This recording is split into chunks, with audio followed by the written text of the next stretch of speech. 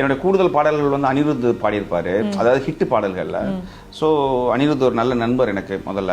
So அதனால் அவர் எனக்கு பாடினதுனால என்னென்னா நிறைய பேர் என்ன நினைப்பாங்கன்னா அது அவரோட பாட்டு அப்படின்னு நினச்சிடுவாங்க. ஃபார் எக்ஸாம்பிள் கண்ணம்மா ஒன்று, இன்னொரு பாட்டு யாஞ்சி எல்லாம் கூட வந்து ஆல்மோஸ்ட் நிறைய பேருக்கு தெரியும். ஓகே, விக்ரம் வேதா, சாம் சிஎஸ் பண்ணியிருக்கிறார். கண்ணே கண்ணேன்னு ஒரு பாட்டு இருக்கும். கண்ணே கண்ணே ஒன்றை தூக்கி காணா தூரம் போகட்ட, அந்த பாட்டு வந்து அது அவர் பாடினதுனால என்னன்னு தெரில, அது இன்னைக்கு வரைக்கும் நிறைய பேர் வந்து அவரோட பாட்டுன்னு நினைப்பாங்க. அது ஒன்று.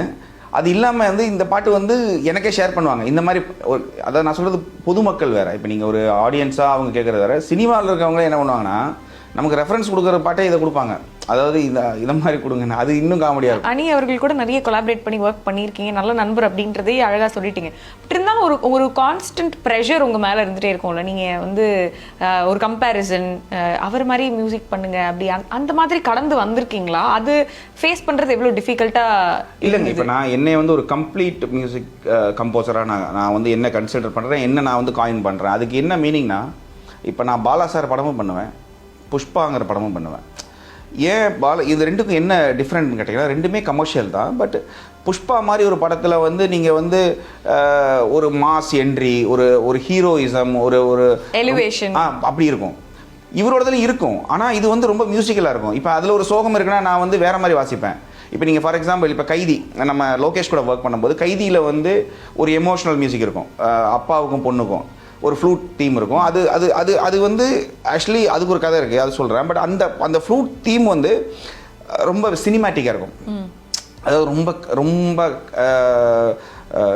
என்ன சொல்கிறது, கர்நாட்டிக்லேயோ அப்படிலாம் இருக்காது.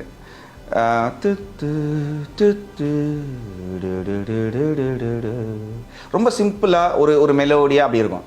பட் இப்போ வணங்கான் பாலா சார் அப்படின்னா நான் அப்படி போட முடியாது. ஏன் போட முடியாதுன்னா அது அவருக்கு பிடிக்காதுன்னெலாம் இல்லை. இப்போ அவரை பார்க்குற பார்வை அவரோட உலகத்தில் அப்படி இருக்காது. அவரோட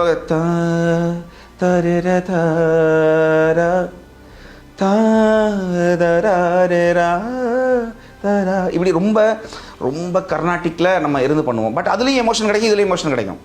ஸோ இந்த வேரியேஷன் இருக்குல்ல, இது என்னால் பண்ண முடியும்னு நான் நம்புகிறேன். அதுக்காக அனிருத் மாதிரி இப்போ என்கிட்ட கேட்பாங்க சில டைம் வந்து, நீங்கள் அவர் பண்ணிருக்காருல இந்த மாதிரி ஒன்று பண்ணுங்க அப்படின்னு சொல்லுவாங்க. ஆக்சுவலி என்னென்னா நான் அது மாதிரி பண்ணியிருக்கேன். சில டைம் வந்து அனிருத்தோட சில மியூசிக்கெல்லாம் வந்து பார்த்திங்கன்னா கொடுத்துட்டு கேட்பாங்க, இதே மாதிரி வேணும்னு கேட்பாங்க. நான் அது மாதிரி பண்ணவும் ட்ரை பண்ணியிருக்கேன். ஆனால் என்னென்னா அது ஒன்றும் இப்போ அனிருத் வந்து இப்போ புதுசாக பண்ணுறாரு அப்படின்லாம் இல்லை. ஆக்சுவலி அவருமே நல்லா பண்ணுறாரு, ரொம்ப நல்லா பண்ணுறாரு. ஆனால் அதுவுமே இப்போ நான் ஒன்று சொல்கிறேன், எல்லாருமே இங்கே படைப்பாளிகள் யாருமே வந்து வானத்திலேருந்து பயங்கரமாக குதிச்சு வந்து புதுசாக யூனிக்காக அப்படிலாம் யாருமே கிடையாது. எல்லாரும் எங்கேயோ இருந்து எதையோ பார்த்துருப்பாங்க, அதில் இன்ஸ்பயர் ஆகிருப்பாங்க, அதுலேருந்து ஒன்று க்ரியேட் பண்ணியிருப்பாங்க. ஸோ அதில் நம்ம என்ன பெஸ்ட்டாக பண்ண முடியும், அதை அனிருத் பண்ணிகிட்டு இருக்காரு. அவர் பண்ணுறதுனால தான் அவர் இவ்வளோ படங்கள் பண்ணுறாரு. ஸோ அவருக்கு ஒரு யூனிக்னஸ் இருக்குது. ஸோ நான் என்ன பண்ணுவேன்னா, அதை அவங்க அப்படி ரெஃபரன்ஸாக கொடுக்குறாங்க அப்படின்னா அதை எடுத்துகிட்டு நம்மளுடைய பாயிண்ட் ஆஃப் வியூவில் நம்ம கொஞ்சம் மியூசிக்கலாக அதில் ஆட் பண்ணி கொஞ்சம் மியூசிக்கலாக இருக்கும் நம்மளோடது, அப்படி பண்ணுவேன்.